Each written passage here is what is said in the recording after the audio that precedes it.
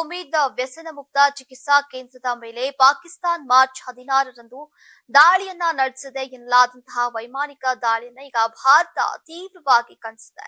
ಇದೊಂದು ಅಮಾನವೀಯ ಮತ್ತು ಹೇಡಿತನದ ಕೃತ್ಯ ಅಂತ ಭಾರತದ ವಿದೇಶಾಂಗ ವ್ಯವಹಾರಗಳ ಸಚಿವಾಲಯ ಹೇಳಿದೆ. ಸೇನಾ ನೆಲೆ ಅಲ್ಲದ ಜಾಗದಲ್ಲಿ ನಡೆದಂತಹ ಈ ದಾಳಿಯಲ್ಲಿ ಅನೇಕ ನಾಗರಿಕರು ಪ್ರಾಣವನ್ನ ಕಳೆದುಕೊಂಡಿದ್ದಾರೆ. ಪಾಕಿಸ್ತಾನವು ಈ ಘಟನೆಯನ್ನ ಒಂದು ನ್ಯಾಯಸಮ್ಮತ ಸೇನಾ ಕಾರ್ಯಾಚರಣೆ ಅಂತ ಬಿಂಬಿಸೋಕೆ ಪ್ರಯತ್ನಿಸ್ತಾ ಇದೆ ಅಂತ ವಿದೇಶಾಂಗ ಸಚಿವಾಲಯ ಗುಡುಗಿದೆ. ನೀವು ಸಣ್ಣ ಆಗ್ಬೇಕಲ್ವಾ? ಅದು ಒಂದು ಉತ್ತಮ ಆಹಾರದಿಂದ ಸಣ್ಣ ಆಗ್ಬೇಕಲ್ವಾ? ಪ್ರತಿದಿನ ನಮ್ಮ ಜೀನಿ ಸ್ಲಿಮ್ ನ ಯೂಸ್ ಮಾಡಿ ಯಾವುದೇ ಸೈಡ್ ಎಫೆಕ್ಟ್ ಇಲ್ದಂಗೆ ನೀವು ಸಣ್ಣ ಆಗ್ತೀರಾ.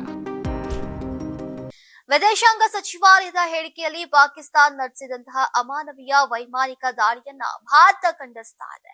ಇದೊಂದು ಹೇಡಿತನದ ಮತ್ತು ಅಕ್ಷಮ್ಯ ಹಿಂಸಾಚಾರ. ಯಾವುದೇ ಕಾರಣಕ್ಕೂ ಕೂಡ ಸೇನಾ ಗುರಿ ಅಂತ ಸಮರ್ಥಿಸಲಾಗದ ಸ್ಥಳದಲ್ಲಿ ನಡೆದಂತಹ ಈ ದಾಳಿಯಲ್ಲಿ ದೊಡ್ಡ ಸಂಖ್ಯೆಯ ನಾಗರಿಕರು ಪ್ರಾಣವನ್ನ ಕಳೆದುಕೊಂಡಿದ್ದಾರೆ. ಪಾಕಿಸ್ತಾನವು ಈಗ ಒಂದು ನರಮೇಧಕ್ಕೆ ಸೇನಾ ಕಾರ್ಯಾಚರಣೆಯ ಬಣ್ಣ ಬಳಿಯೋಕೆ ಪ್ರಯತ್ನಿಸ್ತಾ ಇದೆ.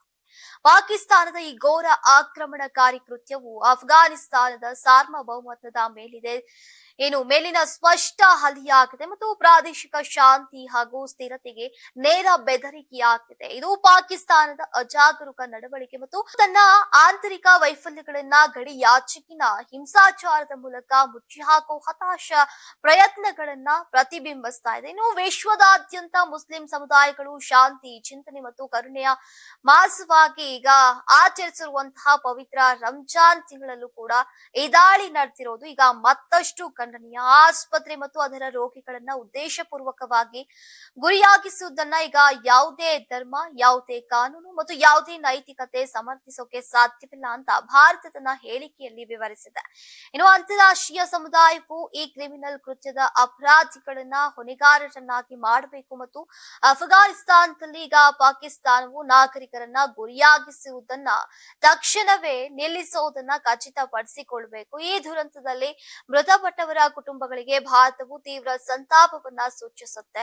ಇನ್ನು ಗಾಯಗೊಂಡವರು ಶೀಘ್ರವಾಗಿ ಚೇತರಿಸಿಕೊಳ್ಳಲಿ ಅಂತ ಹಾರೈಸುತ್ತೆ ಮತ್ತು ಈ ದುರಂತದ ಕ್ಷಣದಲ್ಲಿ ಅಫ್ಘಾನಿಸ್ತಾನದ ಜನರೊಂದಿಗೆ ಭಾರತ ನಿಲ್ಲುತ್ತೆ. ನಾವು ಅಫ್ಘಾನಿಸ್ತಾನದ ಸಾರ್ವಭೌಮತ್ವ ಮತ್ತು ಪ್ರಾದೇಶಿಕ ಸಮಗ್ರತೆ ನಮ್ಮ ಅಚಲ ಬೆಂಬಲವನ್ನ ಪುನರುಚ್ಚರಿಸುತ್ತೇವೆ ಅಂತ ಭಾರತದ ವಿದೇಶಾಂಗ ಸಚಿವಾಲಯ ತಿಳಿಸಿದೆ.